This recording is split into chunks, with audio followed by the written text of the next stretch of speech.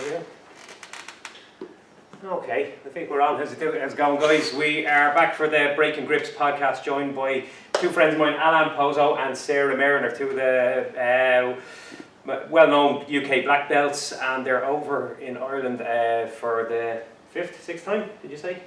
At least the sixth. At least the sixth, yeah. Yeah, over for Naga this weekend. This Naga's probably got over and done with by the time you guys see this podcast, but all set for a big day of refereeing tomorrow. Yeah, well, I came first. Sarah came on Thursday. I came on Wednesday. I was at SBG Swords with Chris and Tom. Then the next day I did a seminar with Paddy Alain in SBG D24. Yeah, Enjoyed Breslin. Really good session. Today with you. Yeah. We did a little bit of the setup today in the National Basketball Arena, and then tomorrow we got Naga, and then Sunday I'm back home. Awesome, yeah, big weekend, and yeah, you guys are here most years now. That Naga's the third year running. It's here, isn't it? Yeah. It's third year, yes. Third year. Yeah, and Naga, obviously you guys come over for the Irish Open, don't you? Yeah, I came first. I came 3 times. I came first with to referee the nationals, the Irish nationals, with Liam. Oh yeah. I came here with the UFC. I came here with Jose Aldo Oh cool. when he was doing the publicity tour thing. promotion with Conor McGregor. I was there at the venue. Oh cool. And what were you doing at that? Well, I have students that work for UFC? Zuffa Europe, Okay. and they train in my gym. And they were asking me if I wanted to join them and like do a little bit of translation for Jose Aldo. And, Oh wow. And What was that experience like? look, I remember that atmosphere. I wasn't at it, but well, I was with them in London. yeah. That was okay. And when we flew to Dublin. I flew with the UFC crew. We came here with Jose Aldo. And when I saw the crowd and I saw that they were selling beers at the venue, I was actually very glad that I didn't have to do the translation at the moment, and Conor was really hyped up as well, so I was like really glad I was just on the sides, but yeah, I had an amazing time, and Yeah.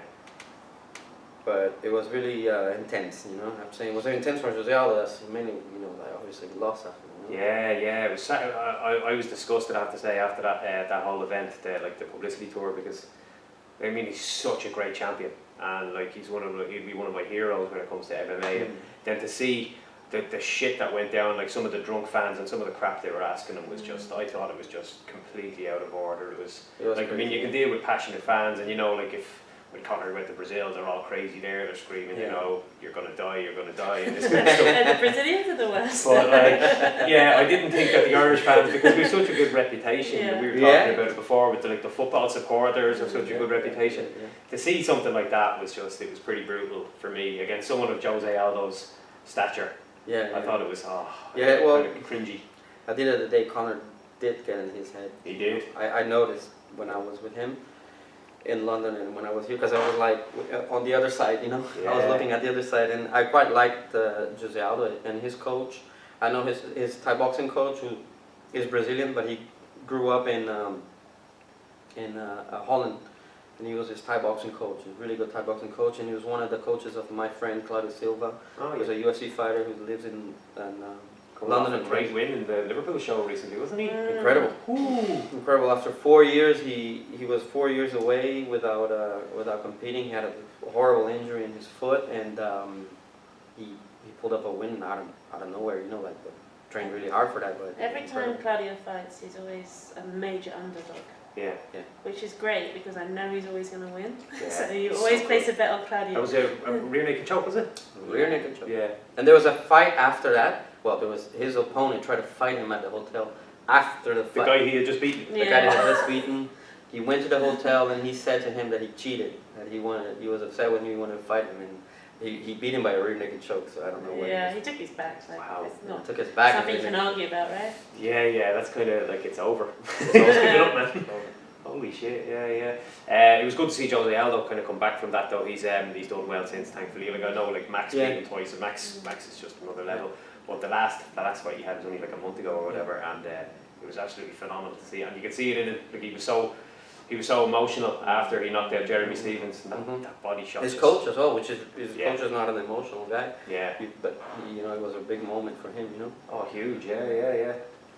It's always sad to see when someone like that just he was a bit broken, wasn't he, with the whole thing with Conor? That Mhm. publicity tour obviously took a lot. And the loss was, I don't know if it's the right word is unfair, but it was like too quick. Yeah, because you just Too don't quick know against if an Conor. actual fight happened as Yeah, opposed to it's like too quick one against kind of Conor. exchange. It's like I don't even remember. It was like 30 seconds or Yeah. less. With that much of a build-up as well, and you're expecting a war, aren't you? A war. You know. Yeah. Because like if it goes past that first exchange and they're both Yeah. still standing, Mhm. you just don't know where it's going to go then, you know. Because Jose hadn't lost in 10 years, 9 years, something like that. Yeah, well, it's something that the way Conor McGregor is built. Mm. You know, I was talking to Chris Fields, which was one of the partners of like one of the first guys in SBG. You know, Mm. and he told me that Conor, when he hits, he hits like a hammer. Yeah, he's Like, got big hands. yeah, and he's small but long frame. He has like the perfect. He's southpaw, so he has the perfect physique for Yeah. you know. Yeah. For an MMA fighter, and Jose Aldo is more like like stumpy and short, and Mm. it was really hard for him. I think and really hard for him to take that loss. I can imagine, Yeah, and he's I'm as I said, just glad to see he's come back because he's earned back a lot of that kind of respect that maybe people had just forgotten.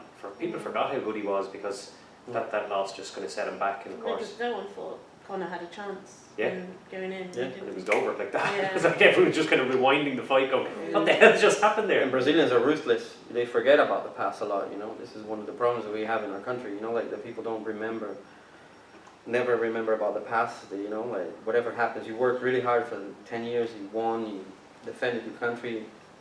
You did really well. One loss it takes, and it kind of like diminishes you. All these years you've been. Yeah, big time. But I would love to see him move up a weight class as well. I would love to see him because like the featherweight belt it's not there for him now because he's lost twice to the champ as it is, and maybe if there's a turnaround and someone else picks up the belt, Max doesn't come back or something. But I'd love to see him just move up because I know he's always found it difficult to make that weight, and he's had issues with his gas tank as a result of those 5-round fights. But there's so many good fighters in that kind of division above him, that weight class above him. Like I'd love to see him fight Khabib. Jose and Khabib would be just bonkers. Yeah. Like I think Jose has the best, or one of the highest, or one of the best statistics for takedown defense in the history of the UFC. I know, but I find it hard against this Yeah. guy, Khabib, man. I find it very difficult. Yeah. How do you think he's going to do against Conor? I was talking with Chris Fields about that actually, and I think he's the best guy, because he knows Conor's game. He's an MMA guy. He's been around MMA a long time, and he said if Conor hits him, Yeah. and he steps back, he's gonna have a problem. Yeah. And I think that too. Yeah. I think if he gets hit, which there's a possibility because he's really open. He doesn't do footwork. He doesn't do angles. He just goes it, guys. He goes it, and then you go against a guy like hits so hard, like. Yeah. And if he hits him and then he steps back, then he's gonna get lit up, Yeah. So I don't know. I will never bet against Conor anymore. Yeah. I bet against him a few times and it didn't work out. Yeah. So I think Conor's gonna win it, but like a lot of people want to see him lose, and I think it's because he's so successful. Yeah. That you're always gonna, you don't like the guy that is doing that well. Yeah, and of course, he's successful, and then of course he's doing crazy things and his crazy antics will piss people off. So then they want to see him lose more as a result. But yeah, I think. But I heard a lot by the guys that are close to him that's all a show. Yeah. That he's not really like that, and he's like just a regular guy Playing a character, like playing a character. most of these guys are. Cause look, it's made him so much money. It's crazy, Yeah, of course. The problem is when people try to do. They're mimicking him. Yeah, and badly. Yeah, and badly. There's a guy in jiu-jitsu, AJ Agazon, and I actually feel embarrassed when he speaks. I feel like, come on, man, just don't do that. Yeah. It's not. You're not funny. You're not witty. What are you doing? Yeah. It's just terrible. I was just watching him. He was. Who was that? The show that Aside. Hal Harris fought on. Yeah, he fought on that as well. Who was it? He fought again. Gilbert Burns. Yes, yeah, and I saw him turning up at the weigh-in, like dressed in his suit, In a talking shit. I'm like, dude, this has been done to death, please. It's not cool. Next time he's gonna show up with an Irish accent, Yeah, exactly. Grows himself a bigger beard. And, Yeah, it's just not. Yeah, but he fought on Polaris, didn't he? He fought Dan Strauss on Polaris. Was it Dan Strauss? He fought Dan Strauss. He fought Oliver. Oh, you get it. Yeah, Yeah. you know, And he fought Lloyd Cooper, I believe, as well. Right. Benson Henderson. Benson Henderson. Yeah. Oh, That he was a did. good fight. Benson was Yeah. amazing in that fight. Amazing. I've never seen him I look so actually good. really enjoyed that fight. I didn't. Like, Yeah. He put up a good fight. You know, I actually fought AJ. His first grappling match was against me. Oh, right. Yeah, in Florida. Wow. How long Yeah, ago he was this? remembers that as well. Yeah. That was in Florida. That was in north central Florida. Around 2004, could have been. Were you living in the States back I then? lived in Florida. I lived in Gainesville, Florida. Yeah, because I remember hearing you on the Raspberry 8 podcast and you were talking about that. Yeah, you had moved back there for a little while and then back to London, wasn't it, or something like that? I was in London first, and Yeah. I made I don't know if it was a mistake, but yeah, you know, those days it was really difficult to try to live off jiu-jitsu, or especially a guy like me, you know, who's not really that talented, is not really, you know, like a superstar or anything like that. You didn't start like very, very young like a lot of guys, but I started young, but I had to move. I had to move away. But I you're had to already move in away your from home. 20s, weren't you weren't a black belt by the age No, of 18, I was yeah, that's 24. stuff I was 24 years old. I started in 1997. Yeah. Just in Recife, Brazil, northeast of Brazil, and you know, it was difficult those days, and everybody was just telling me, you know, like, man, quit your karate, fix your ears, fix your fingers, get a job, you know, and look, do your thing. And you know, I listened to a lot of people, and I moved to Florida, and it wasn't my thing. My thing wasn't working, like 9 to 5. My thing wasn't working. It wasn't. I was just upset all the time. Every time I went to work, I was wasting my time. I was looking at the clock. Every time the clock moved, I was like, please, you know, it was just 3 more hours. Worst, yeah. 2 more hours, and it's just misery. So I realized after 3-4 years that I had to go. You know, I had to come back here. And once I came back here, I said, I'm not working a day in my life anymore. So I haven't. It's been 10 years now that I do jiu-jitsu, which I don't consider work, you know. Yeah. Maybe when I do the setup in Naga, when I set up the mats, That's a bit of work. maybe that's work, yeah. But you know, like, it's still, like, I enjoy it, you know. Like, we travel, we did Naga Monaco, we went to Monaco, we went to Malaga, we got to travel, we got to, you know, have fun with Paris, you know, so many places with Naga, so. And I enjoy it, but to me it wasn't, you know, like, some people do really well, they enjoy, they don't mind. I do mind a lot. It's so hard. And you know, there was a moment I didn't want to listen to anyone anymore, and I just did my thing. And when I decided to do my own thing, it was risky because I was already 35 years old when I moved back from Florida to the UK. Starting over to at that start age. jiu-jitsu Yeah, again. big jump. It was a big jump, and it was very risky. And it's not hard work. Like, a lot of people think, oh, just work hard. It's not that. Obsession is one thing. You gotta be obsessed. There's no holidays. We didn't take a holiday for the first 4 or 5 years. Yeah. 4 years. Not a day of holiday. Yeah. Just add it 7 days a week. And Oh yeah. There is not a day that you're not. You finish a tournament, or you finish competing, or you finish cornering your students, and then you come back home and you're actually watching videos again. So it's like non-stop. Your conversation is always about jiu-jitsu, about. We always set realistic goals that we could achieve. Not saying the first week we arrived in, I look up at a bunch of white belts, said we're all world champions here. It's not realistic. Yeah. So we all set our goals like bit by bit, you know. And hundreds of people were coming to me and saying, "Look, man, what are you doing? You know, again?" And just shut down and keep doing. yeah. So I slept in the gym. I think I lived in the gym for 10 months. Yeah. I lived in the gym for 10 months. My friend's gym. She used to pay my phone bills. You know, my cell phone bills, because He can talk. I had no money really to pay my phone bills. I had no money to pay for my transportation. And Sarah at the time had a job. And then I moved into a gym that I was teaching, and I was living there Monday to Thursday, and Thursday night I used to come and stay with her the weekend, and then I used to come back to the gym and sleep there in Colchester, and then get the train back to London and stay in her house, and then things start like building, and I'm really glad that she believed in my project, and you know, and now she works for me now as well. You know? You guys have with me. You have your kind of your own little jiu-jitsu empire there. You're you're. I don't know about empire, well, because you know, like. That's the plan. So for people who are watching and maybe don't know you, you guys run the I'm probably saying it wrong, Zay Hadiola UK team. Yes, I started with Carson Gracie in the UK, and that was in 2000 when I moved to London first, early jiu-jitsu in the UK, and that was 2000, 2001, 2000. I always forget the dates, you know. But when it's so long, you know, you kind of forget a little bit, a year or two. It could have been 2000 or 2001, and I moved there, and the scene was just so amateur. It was more or less how to explain to people what jiu-jitsu was, because jiu-jitsu was karate, you know, or kung fu or whatever. It wasn't. Nobody knew. Nobody had any idea, and it was long conversations about explaining. This is what we do. We have to strangle people, and you know, and then MMA. So it was really hard, and I had to work because you know I wanted the least amount of responsibility in the job, so I can concentrate on what I wanted. So I had to work as a dishwasher, pretty much. That was one of my first jobs. I used to work part-time in a restaurant, which I still know the guys there till today, you know, like if somebody needs a job as a dishwasher, I can get you one, you know. And the thing is, the people used to ask me like, so you're a student then? No. You got something else? No.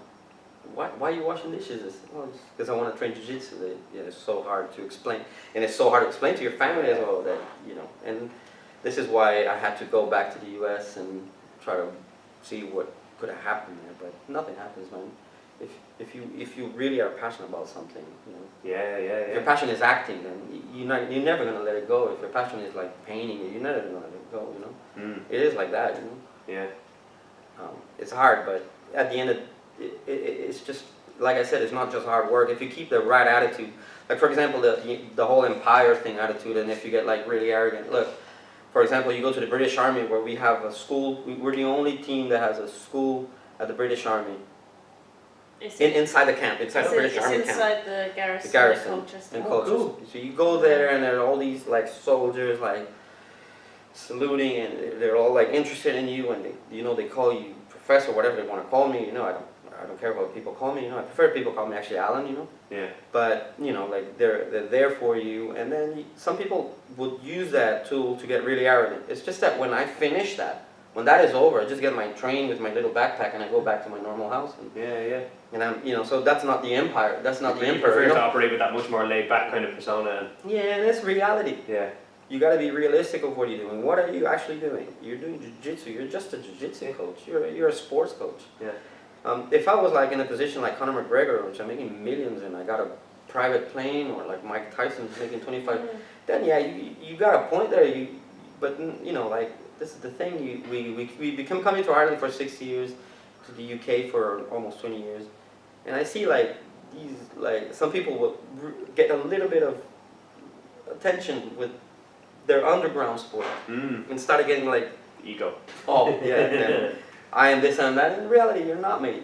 You're a jiu-jitsu coach. I think sometimes people in jiu-jitsu lose perspective of what it is they do.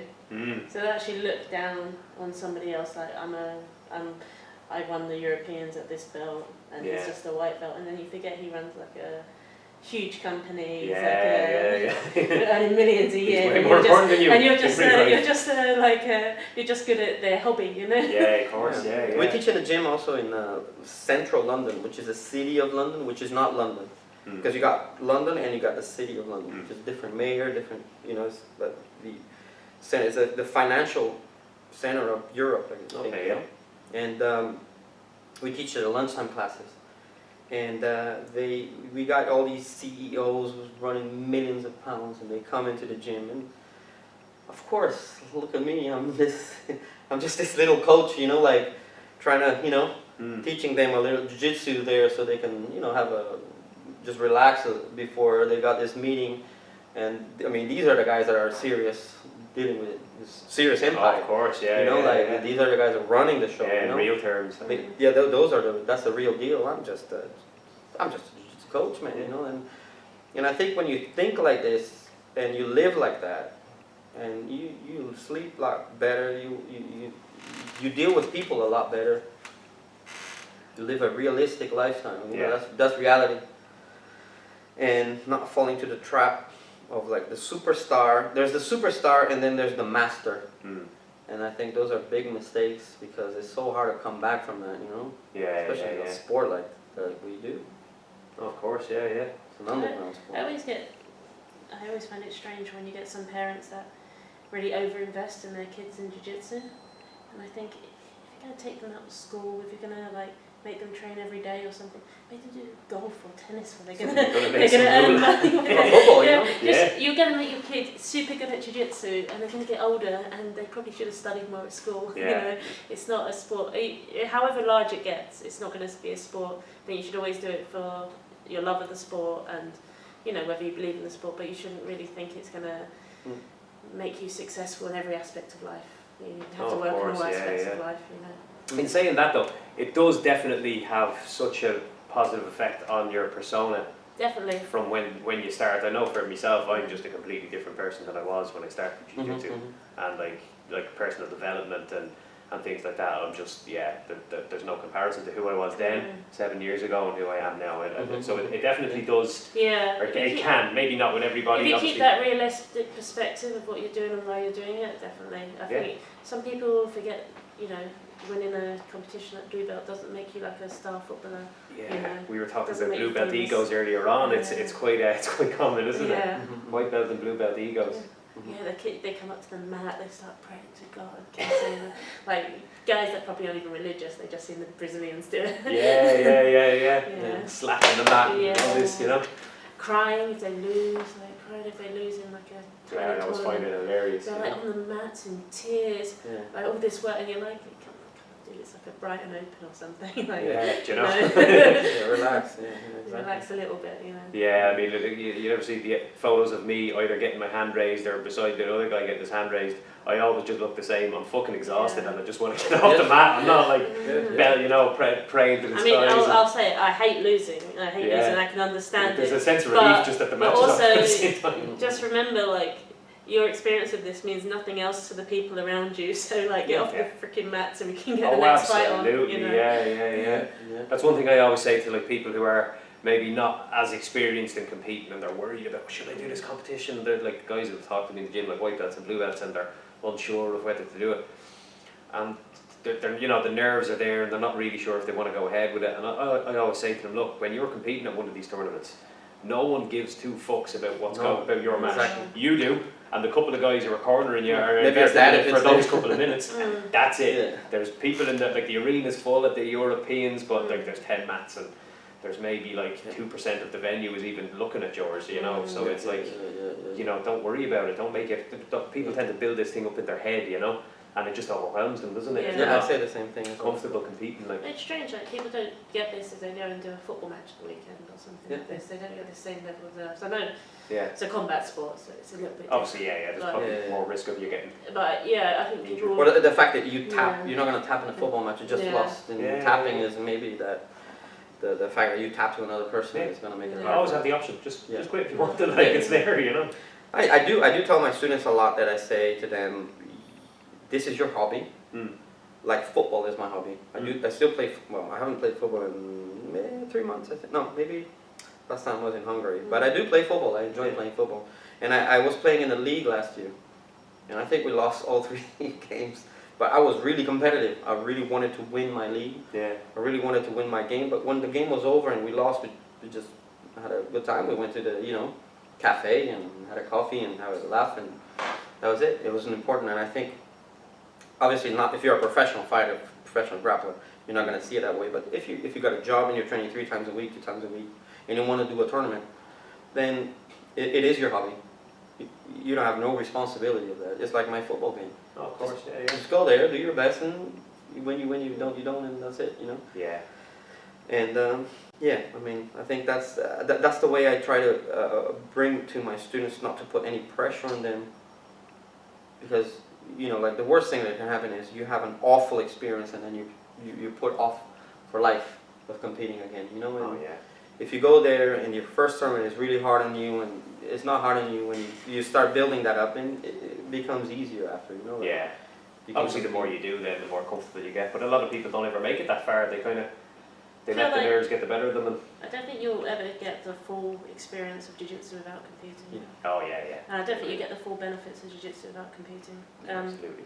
not everyone's going to be the best competitor, but you know, I think even just competing, you go through that nerves, you get out the other side. Now, if you have a confrontation in the street or something like this, you don't get that same spike in adrenaline that makes it difficult to deal with that situation. It makes you much more confident. That is the real self-defense, because you know, like, we're not going to be doing self-defense, blocking, punch, poking the eye, you know, doing all that stuff, and we all know that in reality. I think even they know. Yeah. In reality, that's never gonna work. You know, everyone knows. There's not. It doesn't matter how much book you read about the katas or whatever it is, and when it comes to the moment, the adrenaline, everything is gonna go away. Let's say you're put in a situation of going to a MMA fight. We were teaching once. I was teaching once in Colchester before we had a permanent gym. We were teaching in a karate gym years ago, and there was this Krav Maga coach who used to teach next to us, and the whole time he was always criticizing us. Oh. They're not allowed to do this. They're not allowed to do that. They got all these rules. I could kind of hear, because he wasn't saying it to me, but he would say it to my students, and my students were all like 15 and 14. Yeah, impressionable. Yeah, and he was like, "Look, we can do heel hooks. You guys can't. You can't. Well, we can. It's just the black belts can, you know, or the more advanced guys can, you know. It's just And you guys are not allowed to do this. And then I kept hearing him saying that thing, and then I said to him, "Look, we're bringing a couple of guys to an MMA show here, and you pretty much can do almost what you want, you know. Why don't you bring one of your guys and we'll do an MMA?" He said, "Yeah, no problem. I'll put one of my guys." I said, "Okay." So I'm going to put one of my guys too. A week before the match, he said to me, the guy pulled up. I said, "Why?" He said, "We're just scared as shit." He just said it like that. He didn't say he's hurt, he's injured. Yeah. He just said he's terrified. He's not going to show up. Okay. So you still coming? And he said, "Yeah, we're going to do a demonstration there."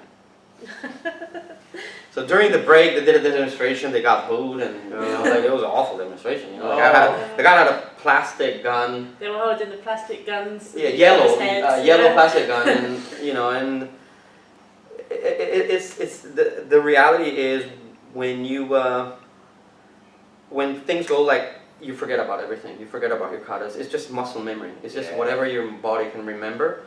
That's what's going to react to whatever happens to you. That's what I find strange. Like, sometimes the Brazilian Jiu-Jitsu schools that are more focused on self-defense, they actually discourage their students from doing competition.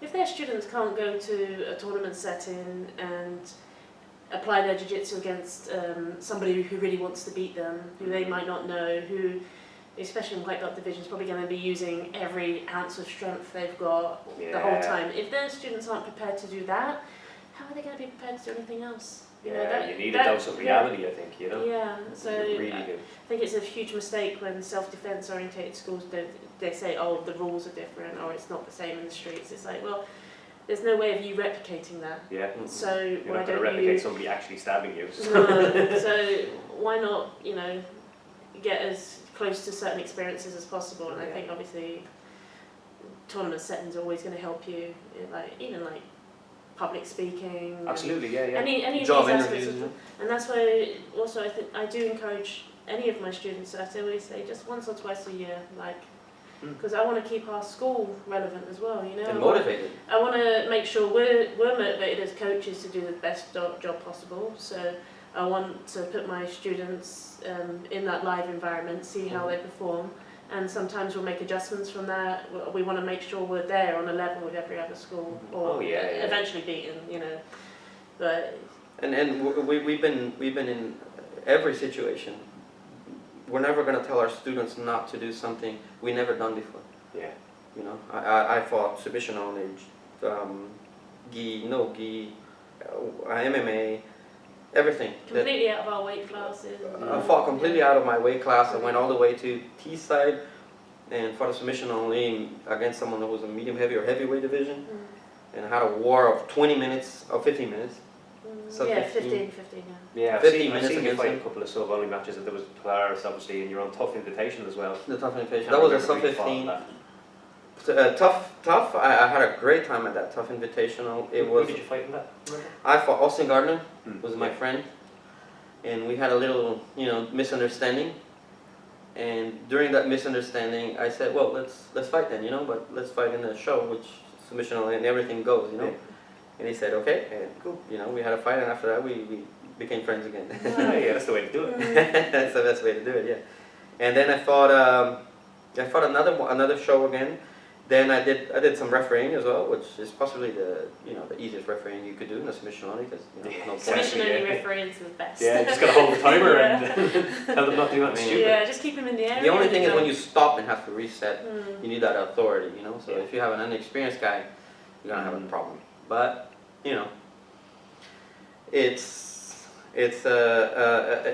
we kind of missed that tough invitation. I think it was a great show. They were with Flow Grappling. I think they filmed the last event, and then it just went off. And now it's Polaris is a new thing now in Europe and so in the UK, and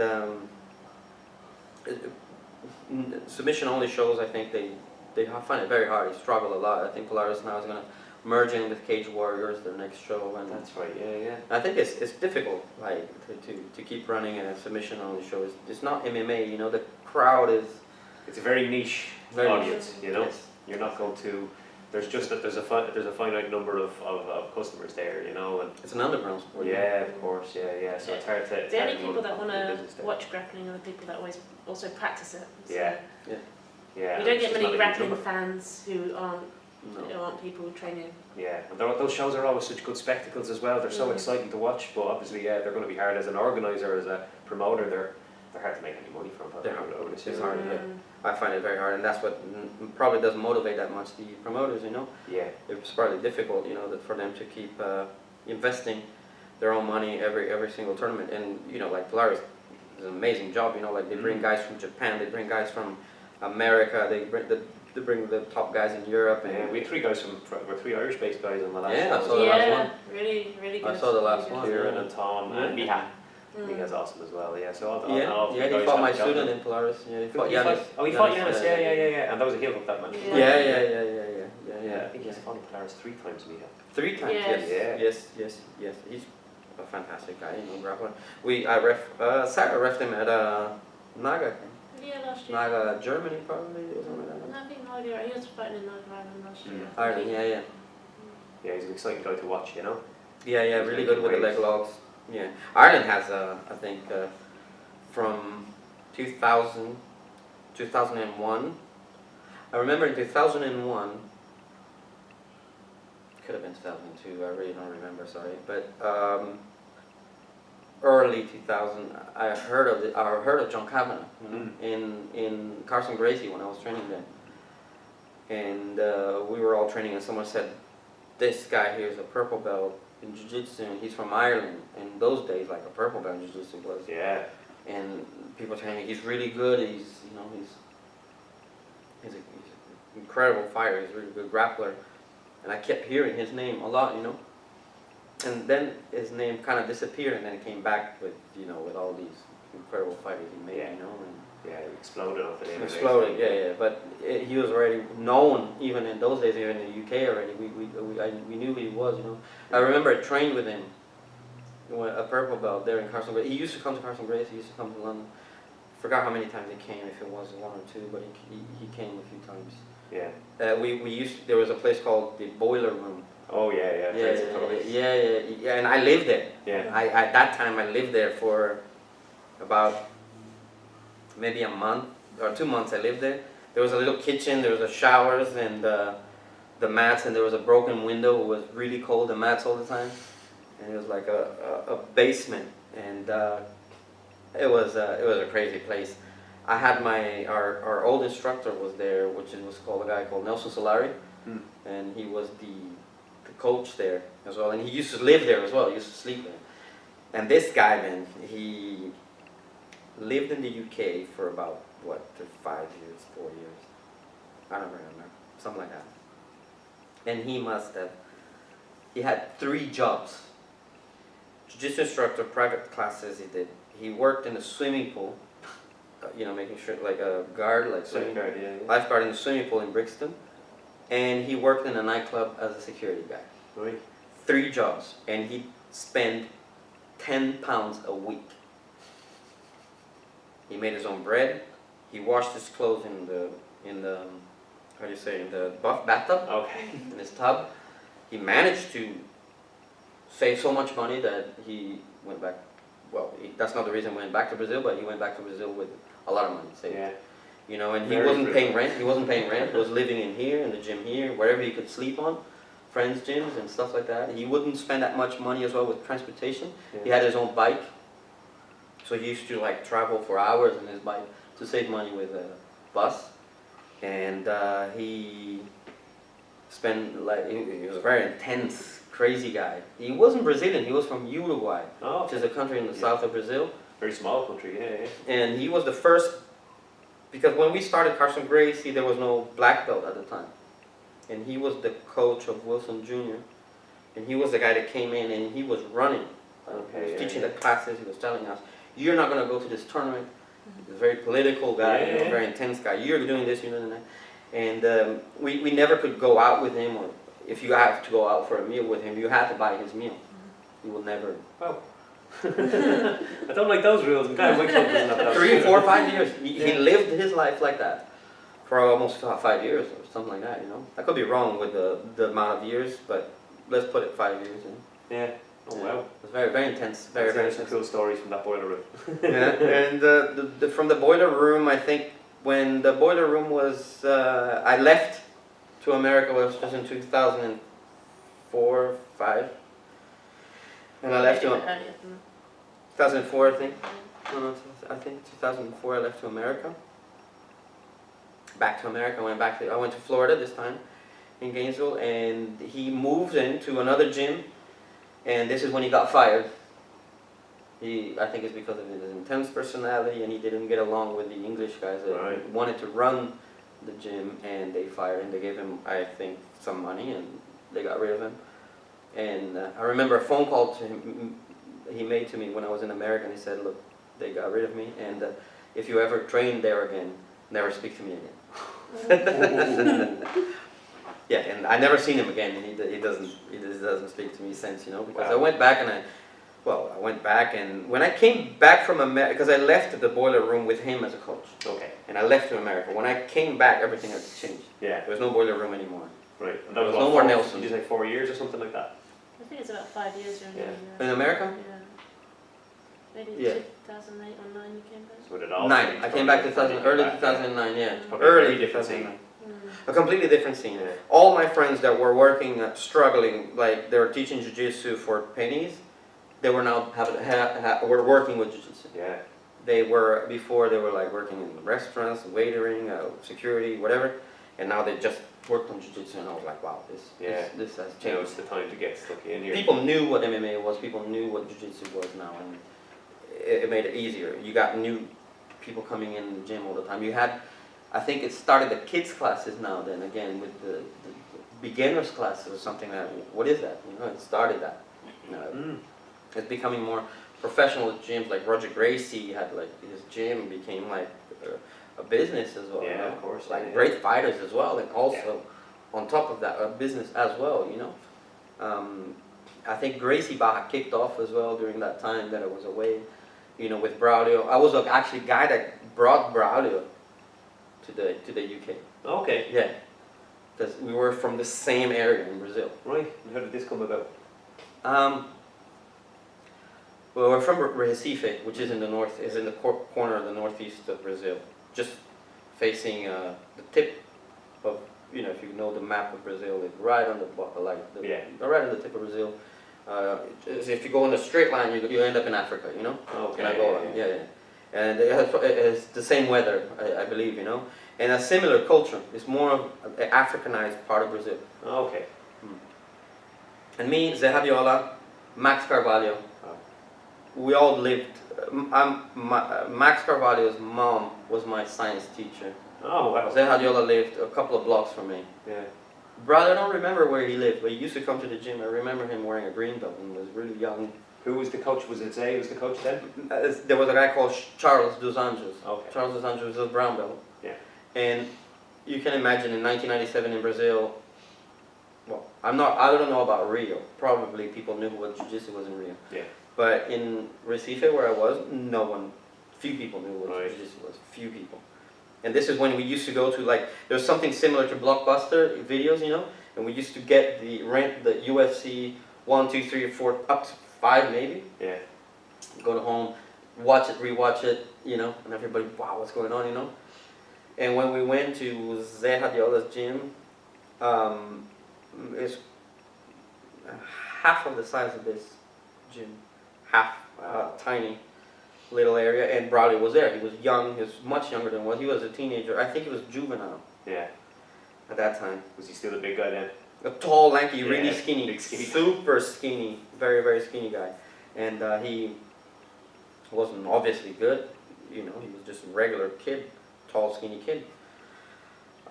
He went to,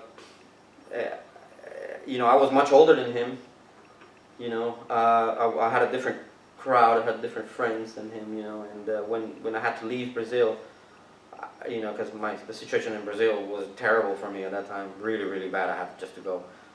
Yeah, we had no money, in a third world country, in one of the worst cities, considered at that time one of the worst cities in the world.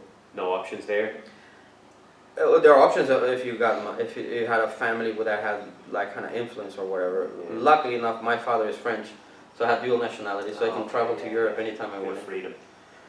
It's just that my father also wasn't, you know, didn't have, like, I never lived with him, so it would be awkward to just knock on the door at, you know, 24 and say, hey, I'm moving in, buddy, you know. That's not going to happen, you know, so I just had to move it on my own, obviously, and, you know, and I left.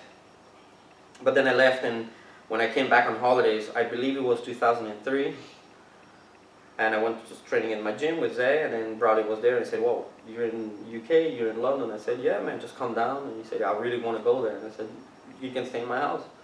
Come along, I'll pick you up at the airport. So I went, I picked him up at the airport. He got stopped by the British immigration, I think, when he was there, just, you know, they interviewed him, and he had a medal of world champion there already. And they looked at his medal and let him come through, you know. Wow. Picked him up, took him to my house. It was winter time. And I remember it like being 4 o'clock and it was already dark in London, and Yeah. he was like incredibly impressed by that, you know, because there was no light at 4, which in Brazil is, Yeah, you know, yeah, all yeah. year round is the same. Well, in Recife is all year round the same weather. No, of course, yeah, yeah, yeah. And he stayed. I forgot how long he stayed, but he stayed for some time in my house. He stayed. He went to Parsons Grace. He taught some classes there. He taught. We arranged a seminar for him there at that time, as well. And then he moved. He went up north to Birmingham, and this is when everything started for him, you know. Yeah. And it's good. Yeah, look where they are now. And yeah, it's incredible. No, this is the thing. You never believe in these things that can happen. Yeah. If you really don't like believe that you can do it, then you know this is the majority of the people think that they're not going to be capable of doing that because they're in a situation. A lot of people think they look at someone and say, you got easy, man, but it was really hard. You know? Yeah. And as you said, it's not just even the hard work; it's having the passion to follow it through. And Follow it through, and it's when things go wrong. That's really when that is your right, the test. You know, like the first time it goes wrong.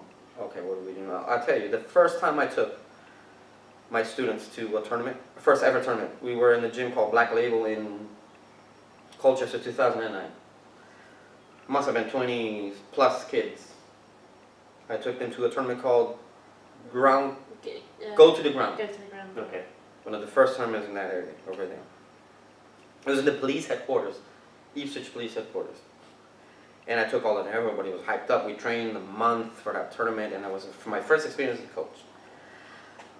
20, let's say there was 21. 20 lost the first round. 1 won. The juvenile guy won that still trains with us. He's a brown belt. Most of the class quit after that because they said this guy's not good enough, obviously, you know. Yeah. There was 2 options there, and one, I could either blame the world and start teaching self-defense, Yeah. or I could take the responsibility on me and say I just need to learn more jiu-jitsu. Yeah. I need to work on it, you know. First time we took guys to the Worlds, they lost.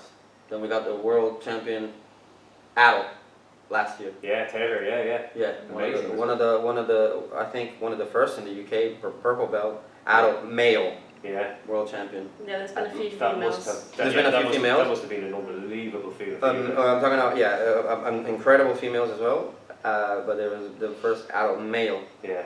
And then there It's was just a bigger pool to be entered into, obviously, so it's statistically a harder thing to do, obviously. European Yeah. medalists. They start coming. Yeah. A European medalist and then a European champion, and then another. We got another student now that won the worlds, but as a masters as well. Who was that? Shane Ruffle. Oh, okay, yeah. Yeah, He's he won, became worlds as well. He won at brown belt in Vegas. last week. Masters, yeah, Yeah. last week in Vegas. So it was another great achievement for us. And a lot of these guys, the younger guys like Taylor and Yanis and guys like that, they're pretty much all with you since day one. The Yeah. day one. Learned the first hip escape, 13, 14. I was looking at a photo of Taylor. I've got a photo of the first class Taylor attended. It was a seminar, and he looks so different. He's got a tap-out shirt on. Mm. Has like a chubby face. He I looks actually so remember different. seeing him when he was much younger as well. Like going back 5 years ago, I was over at the British Open the first time, maybe 5 or 6 years ago, and I was a blue belt, so he was. I I don't know, think he he was might quite have young. fought someone from a kid He from your fought team. a kid from our team, Yeah. and that kid is very good as well. Mihal has had maybe 3 years away from jiu-jitsu, but he's Yeah. back now. And I think he fought him once or twice, but I remember I was cornering Mihal for that match. And yeah, I remember just being That was like impressed. the He was so good. body power show. Yeah, Yeah, see, the really, body yeah. I miss those guys entertaining us walking around. Yeah, that was a bit deep bizarre. cut That was one of those t-shirts. things where you had like other martial arts expos and Yeah. stuff going on. Yeah. You go to the bathroom fun. and it was full of like women like oranging up. You know. It was- Yeah, it was crazy. Yeah, people trying to sell you all sorts of Mexican supplements. Yeah. Was Things that like was that blue belt or white belt? I can't remember. He was I green can't belt, I remember. believe. It was Yeah, green they belt. were only kids at the time. They were Yeah. kids, yeah, Yeah, I know. I was barely a blue belt at that stage, so it was definitely a good few years ago now. But yeah, I remember being very impressed with how good he was. Yeah. He always had like a really huge desire to win because he's actually his first match it was a tough grappling challenge, and it was really hard to match him. So he actually went against a blue belt in his first ever From jiu-jitsu CSA. match. My friend actually apologized to me and said, "I'm sorry, he has to fight my student. Your student's gonna get smashed. I'm really sorry about that." And actually, Taylor Wait and see. Taylor didn't doubt himself for a second, Yeah. and he went in and Yeah. he got like a 20-second armbar. And it's Yeah. not like you're believing that this is gonna happen. You just don't think about nothing. I think the best way is just not think. Yeah, don't let it get on Nothing. top of You're gonna. We're gonna be today. We're gonna have clubs and affiliates and this and that. Nothing. Nothing went through our minds. Zero. We're just like we need to get to the next stage. We need to get to the next step. Next step. Next Yeah. step. Next step. You know. And we're still working on that. It's not like we just like sit down and. It never stops. No, it never Of course, stops. yeah. It never stops. And I can see by my coach Zahadiola, I always like thought, oh, he's got it. He's got it easy, man. Yeah. He's got it really hard. Yeah. Extremely hard. He's got to work in Brazil. He's got all these affiliates in Brazil, and he got all these Brazilians and calling him every 15 minutes saying, I don't like this guy. Why is he doing that? Or what happened to my student? He's always having to You sort have to out troubleshoot everything. everybody's problem. Is constant stress. People sending him messages all the time when he comes here in the UK. All these students that he has. So it's We call it stress, but actually it's something he does naturally, and he does not. that's why people like I think feel so comfortable around him and always contact him because he's like a really good like mentor and source of advice. I would find it overwhelming to be like in charge as many people as he is, you know. But so when we say stress for him, we're not going to say it. And it looks like we're going with that direction. Yeah. You know, it's really good to have him because he's always like giving us advice on how to run, how to do things. Oh yeah. How to make sure that even the color of the mats and things like that. He's giving us advice. You know. Yeah, like balancing lots of different personalities in the gym, especially when people get more competitive, you know. Mm-hmm. So We have classes now in there's one class a week that I can tell you in Colchester that is extremely hard. You know, we got all these guys coming from London, Ipswich, Chelmsford, Colchester, and they get together for that specific training at least once, a week. And you need a figure. This is the figure of, the coach, the older coach comes into. It's like a maestro, like you got to sort out these. It's not an ego that you're gonna walk in arrogant in the gym, but you really want to win. You got to make sure that nobody gets injured. You got to make sure that there's no. And emotions run high in those Emotions situations. are running really high because the training is extremely hard. Yeah. and you got all these like European champions, world champion, British, and the gym is really busy, and it's in a small, because the Colchester gym is a tiny gym. Right. You know, it's a small gym, and it's just training. It's mats, and that's it. There's nothing else. It's the mats and No frills, get after it. nothing. And we got other gyms in London and other that is like, it's more accommodating. Obviously, the one in Colchester is accommodating as well, but it's hard. And you need someone to keep that personality and keep the balance, not be embarrassed by it, not talk really quiet, be loud, and be, they know what you want, like you're leading them, Yeah. And that's a tough. It's a job that I love, but it's hard, Yeah. And this is one of the reasons that I haven't competed in a year and a half now. I think it's been a year and a half maybe that I haven't competed. And last time I competed was like a little match in Switzerland, wasn't it? no, after that I did one with in Bournemouth. And it's because there's so many people like that, they need your attention, that it gets really hard. We go to a tournament, we take, let's say, 50 people. One guy forgets the belt. The other guy is wandering around, where's the weigh-ins? The other one, I forgot my ID. Someone's panicking. Someone is panicking. Yeah. The other guy's about to fight, he's calling you, come right now, I'm about to fight, I need you here. And what are you going to do? How are you going to have, how are you going to compete in that environment? Some people can, and I appreciate those people, and I think those people are fantastic. I simply can't. Yeah, oh yeah, I'd I imagine can't. so. Yeah. And I know great people that can do all of that, and they don't mind, and they say it's okay. I get really... I would say they're in the minority though, you see some coaches, and I remember hearing Darryl O'Connell talk about the same thing, and there's oftentimes he's gone to like big tournaments like the Worlds and stuff with a big team, and just trying to compete after a few days of just consistently having to be there for your team day in, day out. And compete at that level as well. Oh yeah, it's just like you're asking too much of yourself Too much. compared to the guys you're about to face. Yes. It's a big jump, isn't it? Huge jump. And now the Europeans, like you go every year in Portugal, you arrive there. I have to arrive there on the Monday. It's so And long then now. it's Tuesday. I think it's Tuesday the first. Yeah, you guys had a huge team this year. I remember at that. They had a huge team this year. So, and our coach sent an email already to everybody, like not an email, like a Facebook message to everyone, and they expect you to be there. He expects you to be there from 9 to 6. Yeah. Coaching. It's like one of the coaches was not there on time. He's like, Alain, can you give him a call? You make sure he's here now. He wants everybody. He doesn't want you to take long breaks and leave. He wants you there. Yeah. Building the team up, Yeah, of course. Yeah. I And, really like that it's work. kind of student-driven coaching as well. They're really, I'd say they are generally really focused on the students and for every student to get the best, they can be the best they can be, whatever level they're competing, we want to bring them the best. So I like this, the coaching's really focused, student-driven, student-focused coaching, which I really, we find inspiring as well, because it's something we've always gone to every competition with our students as much as we can, like within reason. If you get a student that competes on different sides of the country every week, it's hard to be there. It's just impossible. But we always try and take teams to the tournament and be there and support them and help them to get the most out of the experience. So, it builds that team spirit as well. Yeah, absolutely. we have students. I have students that are like Tommy Geek that works for us. He's teaching some classes and he struggles a little bit. He's got like a couple of sponsorships now, and let's say for example at the end of the month he couldn't afford a tournament, and I just pay with my, I go in and say, okay, I'll sort you out. And I thought I was the only guy doing that, and I see how the other doing the same thing. So I asked how one guy of the Europeans, I asked, how did you came from Recife to here? He said, no, Zed sorted out my competition. I was like, wow, like from his own pocket, Yeah. So I was like, this is someone that has like, I'm really inspired by this guy. Oh yeah, absolutely. He cares about his students. He really cares, and it is like for some of our students, it is like a father figure. Oh yeah, you are a father figure. You have to be on the mats. I'm always on the mats with her. And we're always together. I'm always trying to be like, not speaking, not being vulgar, not talking about any whatever, like drugs or whatever like that. I don't want to be.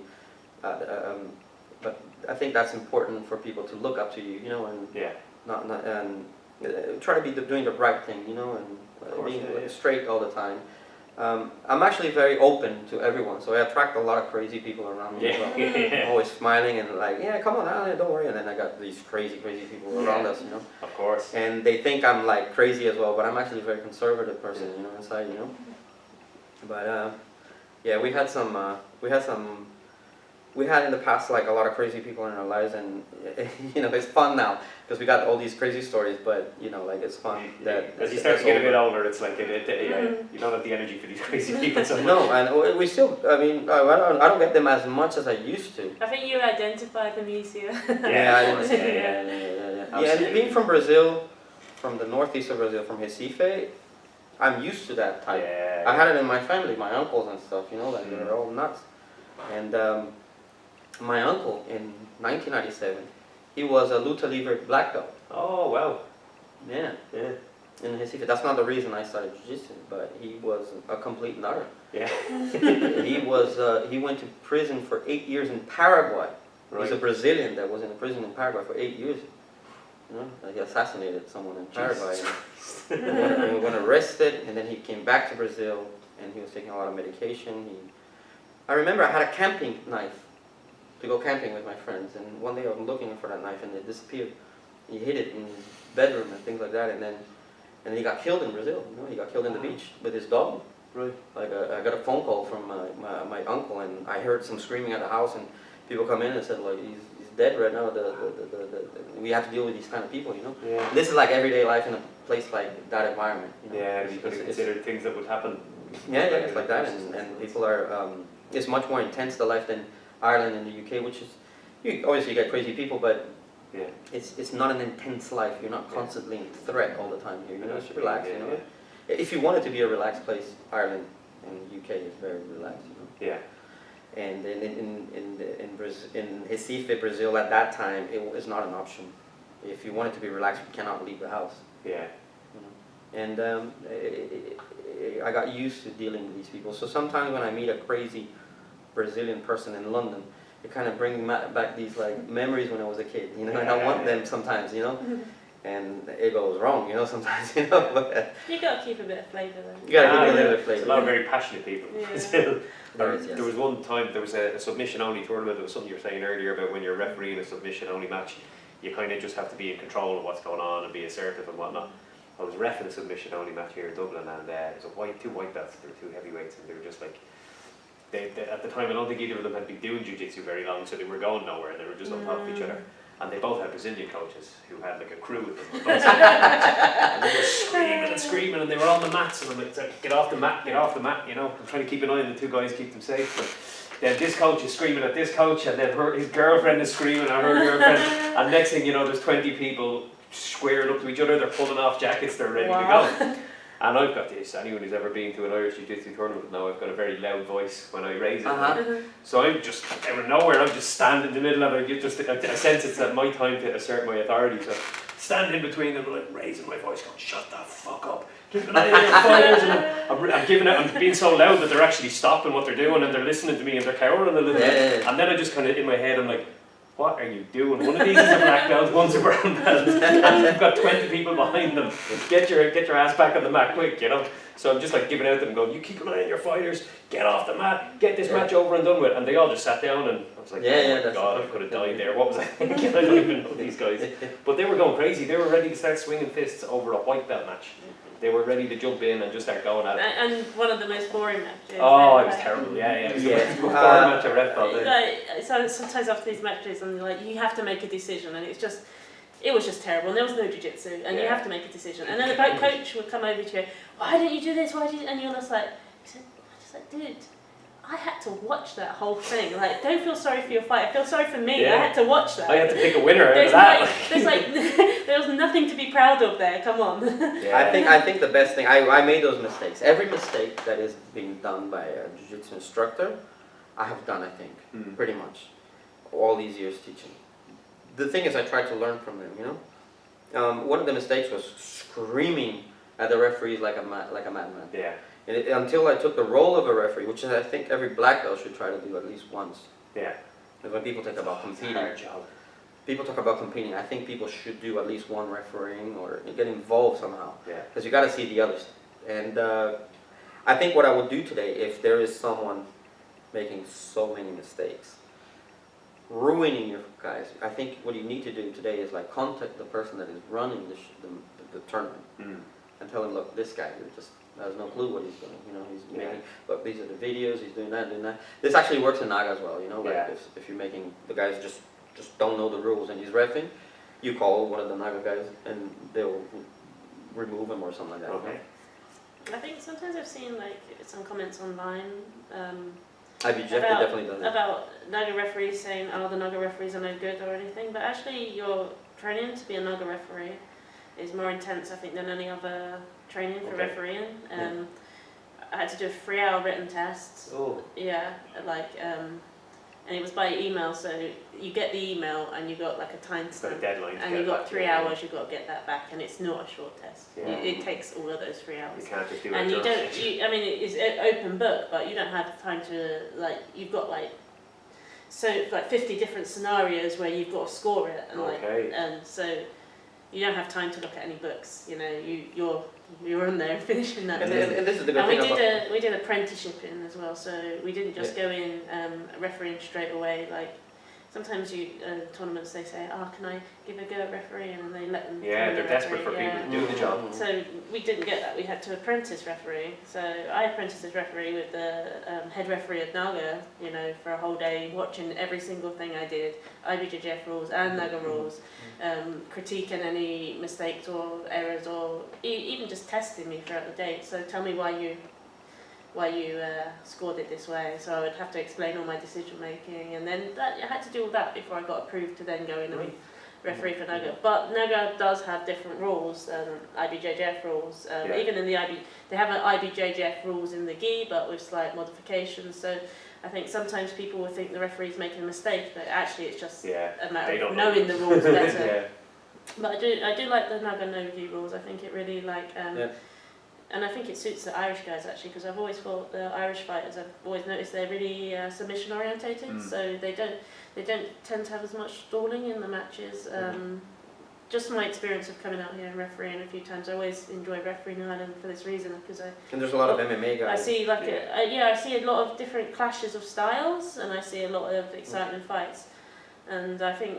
And the Naga no gi rules, it really rewards that submission orientated style. So I think it really. And you guys always encourage fighters to just go for it. You're allowed to talk to the fighters, which you don't do in IBJJF. Obviously, everyone's like, why didn't the ref warn me before he DQ'd me? Like, they just don't. I mean, obviously, if someone's doing something illegal, I can't at the moment they're doing the illegal thing say stop, because then I'm practically coaching, but.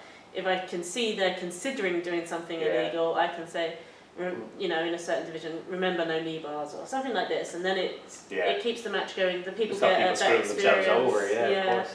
I think Naga gives people. I think I think the guys that come out and do Naga then go on to do very well in other big events, whether it's submission only or IBJJF. Yeah, it's a really good platform for those who want to do submission only with heel hooks and stuff. Yeah, because leg locks are what are the leg lock rules in Naga? In the no-gi, intermediate, everything goes from intermediate. Everything goes. Even the beginners are allowed to do toe holds, and you don't see a lot of it because not a lot of beginners train toe holds. You don't get that far probably with their. We used to have beginners and novice used to do heel hooks, right? Back in the day. I fought Naga Paris in 2009, I think. Okay. And they had the ADCC division, which they brought the ADCC referees, and there was allowed slams as well. Yeah, slams out for submissions. Yeah, I fought that one as well. And that was in Paris back in the day. That was one of the first Nagas. But I also like a lot the IBJJF. I like the structure. And I think I like the way, I like that in grappling, jiu-jitsu, we do have all these options. Yeah. You know? Yeah. You can go and do one that is, you know, like is very organized, that you go to the IBJJF, you know exactly what time you're fighting. Yeah. You know your brackets, you can see your brackets before, you know, now in the Europeans, you know, the bigger events, you can see the screens, and you know more or less when you need to start warming up. And a lot of the smaller comps have that now with that smooth comp system. You can just check the app on your phone. Like at the Irish Open, our division was delayed, but we were upstairs warming up to check the phone. Okay, so we're not on for another hour, we can chill out. We don't even have to go down, look around for screens. It's really nice at the IBJJF and Euros, they have that now. You can, because I think half my nerves actually in the first couple of Europeans or like IBJJF events is like missing your division. You're keeping your ears open for 4 hours. Because it's exhausting. You want to listen to like your music or something, and I never did because I feel like the moment I put the cans on, I'm actually just worried I'm going to miss my division. Taylor actually missed his division the first time he did the London Open in the gi. He then won. It was the no gi Europeans in London, and he then went on to win that, but he completely missed his division in the gi. And you know, it may be that they didn't call him, or maybe he missed. Yeah, when it's one guy walking around shouting at the top of his voice, and there's hundreds of people there. And sometimes they misspell the name, you know. Like for example, Yanis Redskins. He's from Latvia. Yeah. It's so hard to pronounce his name. Yeah. So you really gotta pay. If you got like this name, Latvian or Polish name is hard, you know, to pronounce. Even when we are in Naga, we gotta call someone with a card and let's say Pavel Sujevich, you know, it's hard, you know. I know. I've been there at tournaments and they hand you a sheet and you're like, you're Yeah, calling this thing. You don't know if you're getting it right. Yeah. There's 6 people coming over to you. Like, okay, who's this? It's the worst, you know. So I think the person just has to be really not with the headphones pumping yourself up. Yeah. But now everything is much more. I think everything is better now for everybody to compete. You know, I remember when I competed as a white belt, I forgot, man. A tournament in Recife, 1998, could have been. It was just no organization at all. It was done in the gym of a judo guy who's now a politician in Brazil.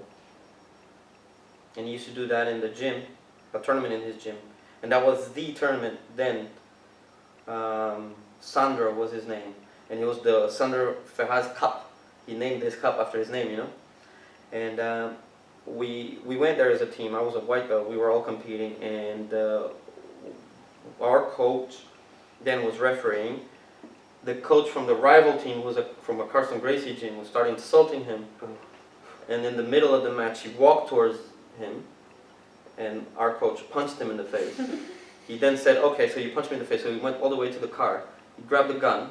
And as he was walking inside the venue with the gun, we all, with our geese, jumped on the wall and ran. Oh my God.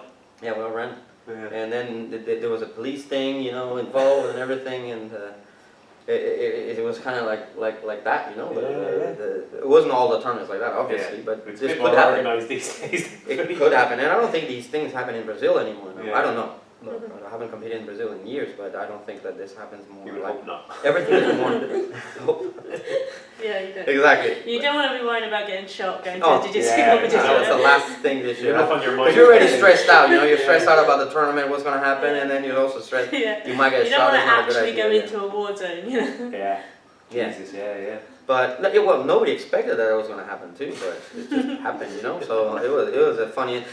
Now it's funny because I was remembering with my coach. Now we were talking. I would just remember that, you know, when that happened. It was, you know, it's kind of like it was amusing. It's amusing now. You know? Yeah. Then it was very stressful, you know. And I think the way things are running right now, for the more younger the generation is, the more they're coming now, the easier it gets for them. Yeah. You know, the training is definitely harder today. Yeah. The guys are better athletes today. Oh, yeah. Before, man, the world champions used to be guys that were pilots, you know? A pilot guy won the adult black belt championships. That cannot happen anymore. That's impossible. You guys who are just being entrenched in jiu-jitsu full-time for their whole lives now. Full time, they're all, you know, like super athletes. And I just think even the average level of a blue belt nowadays is, I think, I can see they know way more than I did when I got my blue belt. I didn't know what half guard was when I was a blue belt. Yeah. No, I don't think so. I didn't know. I didn't know it existed. Oh, yeah, same as very, very limited Little. array of weapons when I was a blue belt compared I to trained hard. you see guys like just winning white belt tournaments and getting their blue belt and the level that they're at, like. Even the grappling in MMA evolved a lot. Mm. You know, you see people doing omoplata now in MMA, in high level MMA, you know, and sweeps and all that. I'm still waiting for the leg lock phenomena to worm its way in a bit more. There's not much of it. It's hard. It's obviously you get punched in the face. It's difficult, because With the you know, punches, like it gets- there's positions when you're leg locking where you're giving up that top position. Yeah, and That's what one happened with mistake. Paulo Silva in his fight in the UFC in Liverpool. Liverpool. Yeah. His opponent was on the bottom. Claudio took him down, like single leg took him down, and The guy tried to go for a knee bar. And when he went for a knee bar, man, he just got eaten with elbows. Yeah, you have to get it. You have to get it first time. You gotta get it. A phenomenon was Jose Palhares. And his size and the way he was stocky and built. Yeah. You know, with that shoulder, and he was just he gets a smashing clinch it. on those legs. It's He over. gets a clinch in those Until Alan Belcher fought him. Did you see that fight? Yeah, and that changed everything. he shut it down, didn't he? He Shut it down. really did. He just And studied then- the groove to get in and And there. he then did you the right see- thing. He brought Dean Lister to train him. You know. Yeah. Mm. And then you see, like, then the punches start coming in, and it's not as Yeah. easy to apply them. Yeah, you've got to get it Yeah. first time. Like we've a guy who trains with us, Redzer, Paul Redner. He fought a couple of times in the UFC. He's fought on Bellator, Bama, Cage Warriors, and he's a demon for leg locks. And I don't know how many leg lock submission wins he has, but he just has them from everywhere. You know. It's possible. It's very possible. People have knees and ankles, and Yeah, and if you're good on them and you The can get leg them lock, quickly. the leg lock game is getting more and more sophisticated, so Yeah, there's no reason why it won't. people Yeah. will say you're dirty if you finished back in the day with a straight foot lock. Yeah. With a straight ankle I had lock. that said to me a Which couple of was times. Oh no, I don't play straight ankle locks. I'm a Straight purist. lines. What? Yeah, I know, right? Good That's a luck. straight ankle lock. Give me that fuck. Come here. Yeah, there's everything going Yeah. on today. But now I think grappling now is full. I don't think what we do is really jiu-jitsu, you know? Yeah. What we do is like mixed grappling arts, you know, like everything that happens in grappling. Let's say we're in a class today, and one guy that does Krav Maga, which I don't believe that is going to happen, but let's say it does, he taps all three of us with a Krav Maga move that we've never seen before. Well, we'd all be doing Well, that. the next day we're like, oh, can you show me that move? And the next day it's in jiu-jitsu now, Yeah, or whatever we absolutely. do, you know? And it's changing so quickly, like for even like what it was 5 years ago and then 10 years ago, it's just a completely different sport. Yeah, the thing It's is, a if completely something different sport. works, Yeah. now it's jiu-jitsu, or now it's grappling, because we've got so many different rule sets you can fight under, right? So even Yeah. if it's not within the like federation rules, there's always going to be other events where you can apply those rules. So if it works, it's ours. That's it, absolutely. And, Yeah. and then the mindset as well is different today, Paul. Like you see, for example, in Brazil, my first ever jiu-jitsu match, and that I remember, my first ever jiu-jitsu match. I trained for a month. I was running around. I was doing things like that. We all went to this tournament. I lost. I got submitted. After I submitted, everybody, man, you're such an idiot. You're a complete idiot. You really messed it up, man. And there was no like psychology, you know, like say no next time you like today, no, come on, the next time you get him, it's Yeah, not it's that a bad, learning you know, there's curve. always Yeah. learning. There's never a losing in jiu-jitsu. You always learn. There was no such thing like that. You just, you know, like, you know, You messed fucked up. Yeah, you fucked up, man. What's wrong with you? And you know, conditioning. I don't think it was weights, man. It was like power weights. Yeah. You know, and The if party you, muscles. the only. party muscles. Whatever you do, I don't know how old are you, mate. I'm about to turn 40.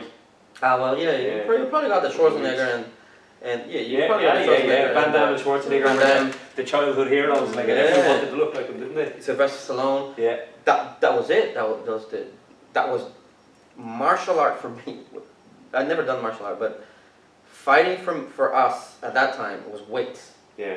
You didn't go to the gym to train to fight. You went to do weights, get Yeah, strong, look so you can tough. to look Yeah. tough and punch people. So that was the trend at the time, you know. You did a little bit of capoeira, and that was it. And people used to talk about jiu-jitsu, and people think that was a glamorous path of jiu-jitsu. I never experienced that. Everybody said it was fake. People look at it, what? Like wrestling or like pro wrestling. Like pro wrestling, Oh, wow. obviously. People used to think it was looked down on it. Capoeira was a big thing for me, for us, for my friends, for the group of people that I used to live with. Weights and capoeira, Yeah. that was the big deal. Right. And everything else was just silly, you know. You stretched a little bit. People are like, why are you stretching, man? You're gonna get weak, you know. The diet was ridiculous because we used to do these like vitamins in Brazil, you know. We used to put like milk and then 10 eggs and then guarana and fill it up to a tub that you had a horrible tummy after, you know. Yeah.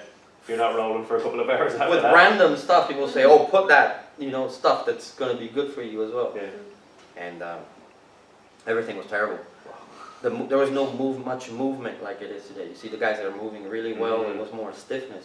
Yeah. And this is why I don't understand when people claim to be so old school and they say today the game is terrible or this and that, which is just incredible when people say Yeah. that. It's just evolved. It's different. It just evolved, man. And if you don't want to follow, the evolution of the sport, I suggest to everyone, don't take your students to tournaments, because they're going to get smashed. There was this guy in Essex, obviously I can't say his name. He kind of like spoke things behind my, like online, kind of snidey. Yeah. Self-defense. We do self-defense. This guy's, what is he doing? Yeah. You know, this jiu-jitsu with all this bum, his bum facing upside down. It's terrible.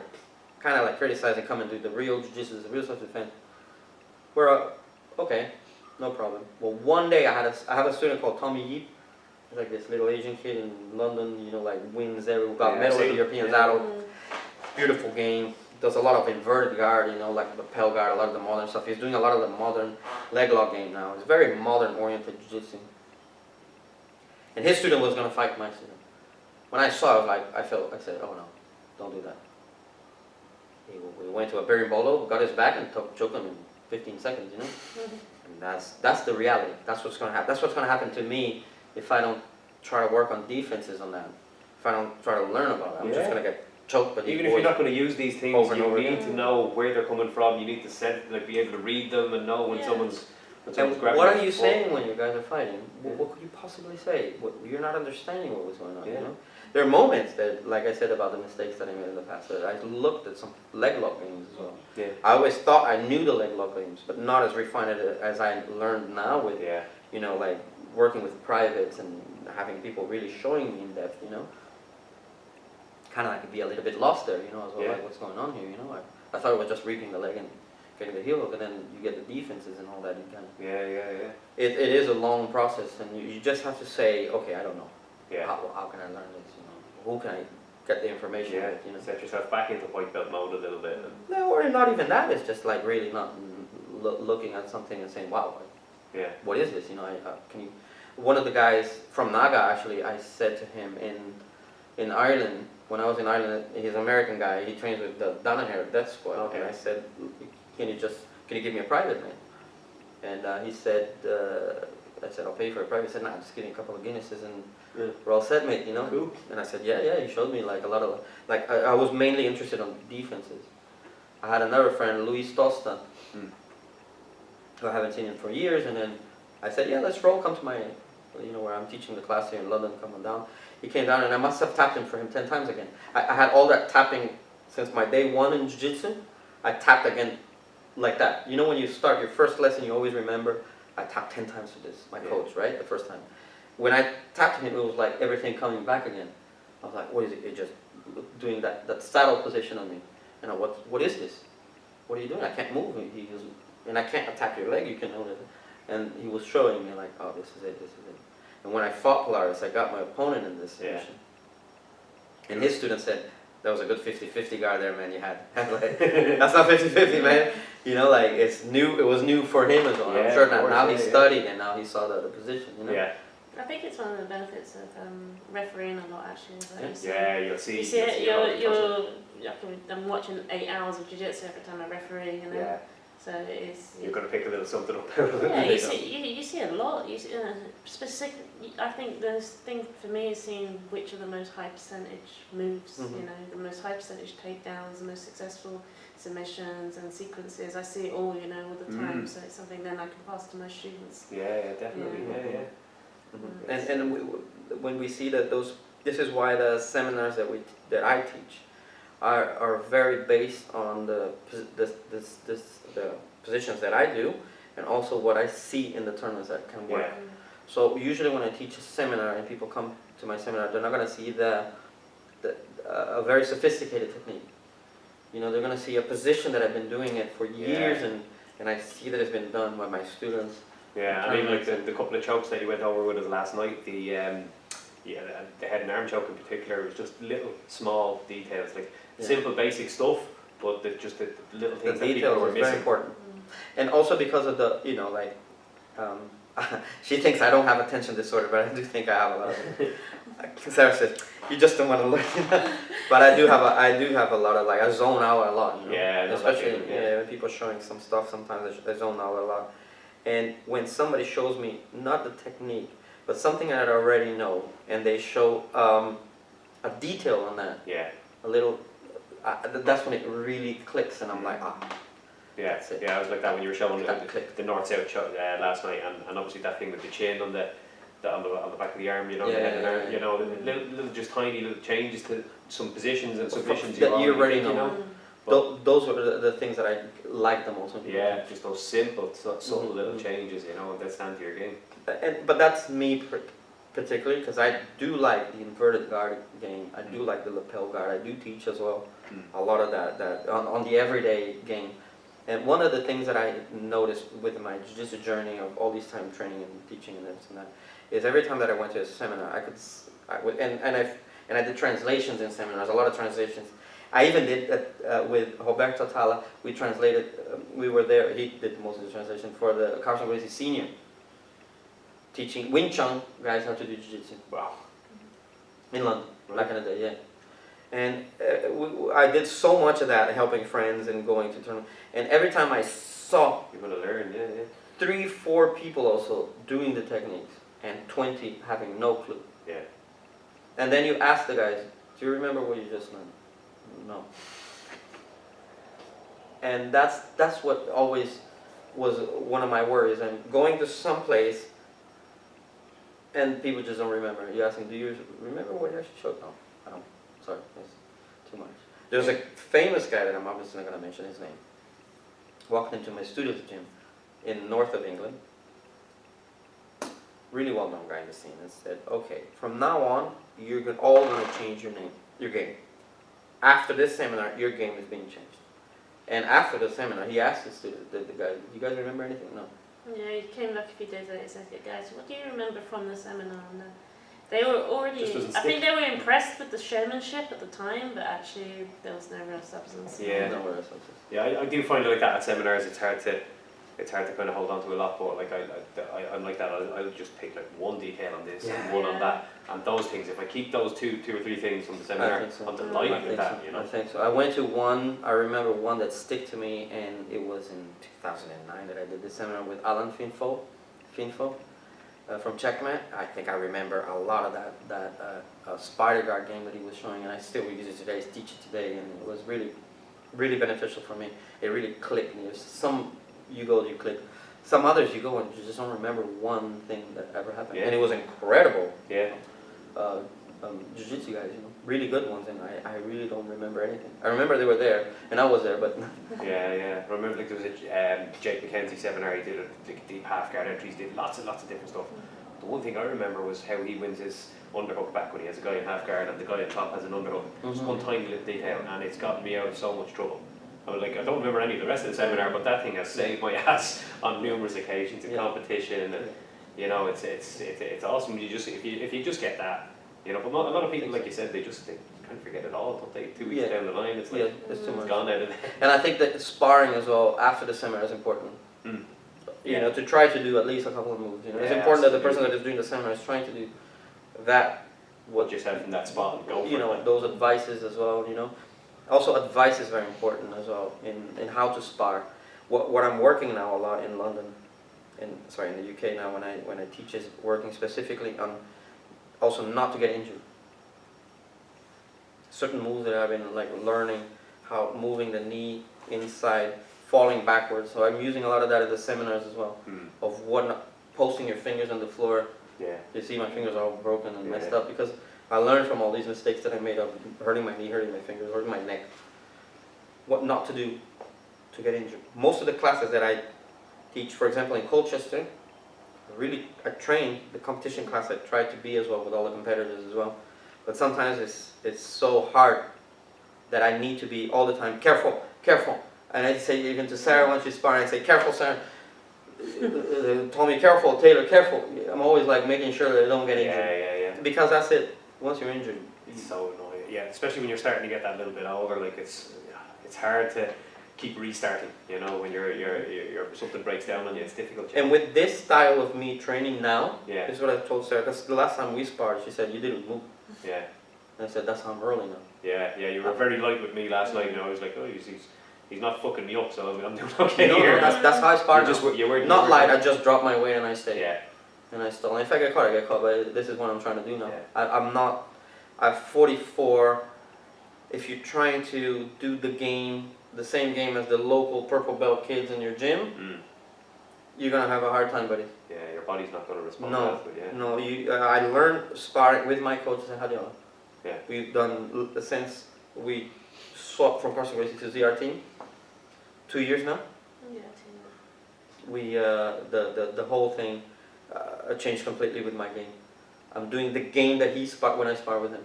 We must have sparred like 10, 15 times now, and I do try to do the game that he showed me. He said, "You got to do this game." He's 54.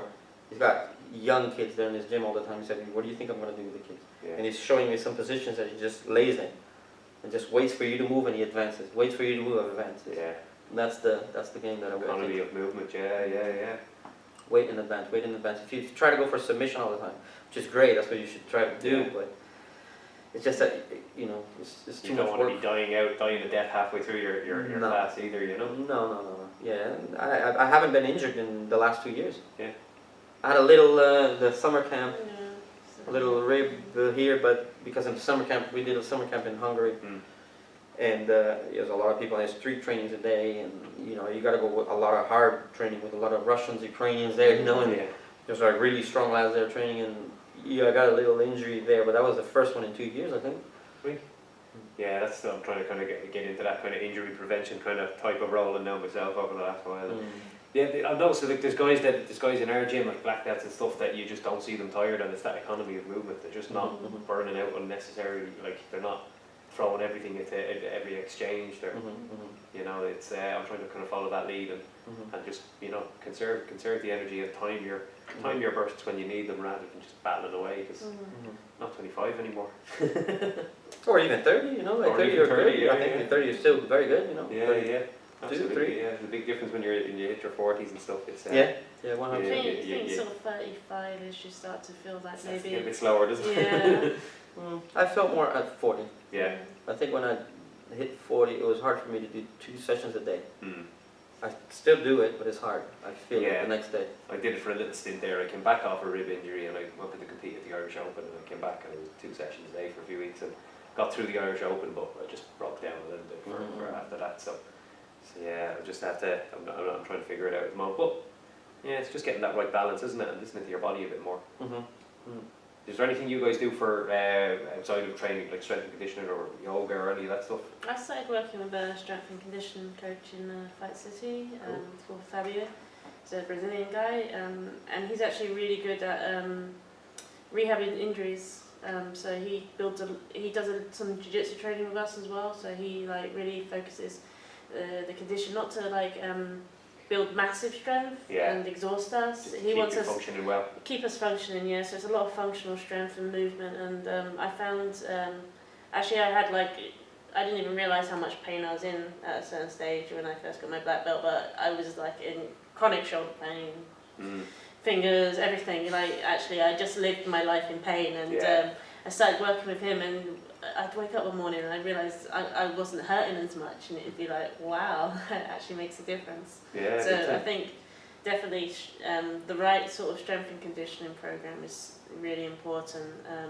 Maybe not as important when you're first starting out. I think white belts would, if they're doing a lot of strength, generally they're trying to do that all the time and they don't know how to use that correctly. They're not shifting their mindset to.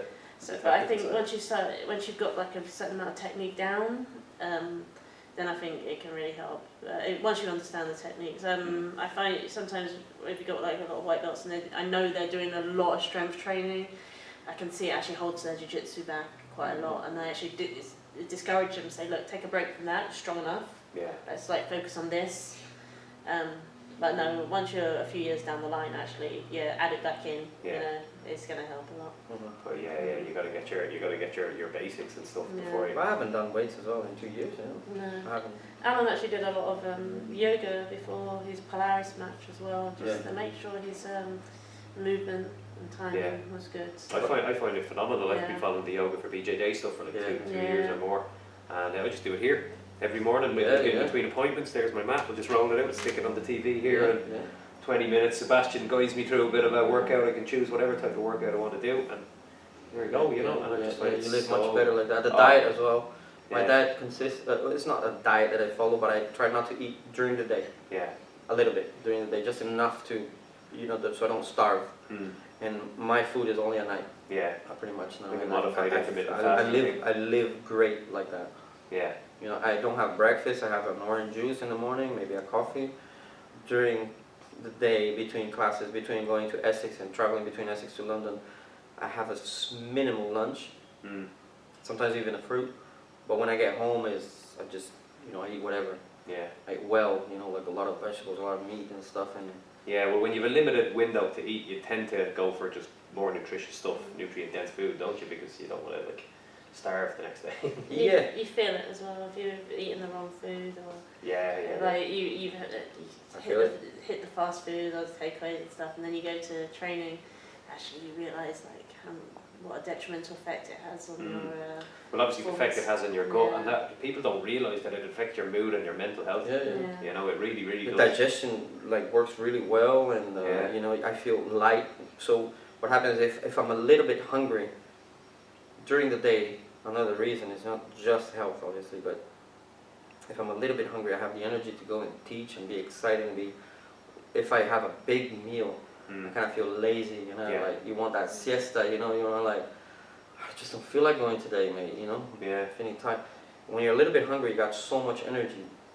But when you get home and you eat, then you can feel lazy because you're going to sleep anyway, you're done for the day. Well, that's it, yeah, I've done that as well, because I shifted into this whole intermittent fasting thing over the last few months, and I'll be in here from 6 a.m. coaching people and, writing stuff, doing stuff online and coaching people again, and then my own training, and then by lunchtime, I'll have something to eat. And I found that shift on just my performance through my workload and my my physical energy levels, my mental clarity, everything way 10 times better through that morning.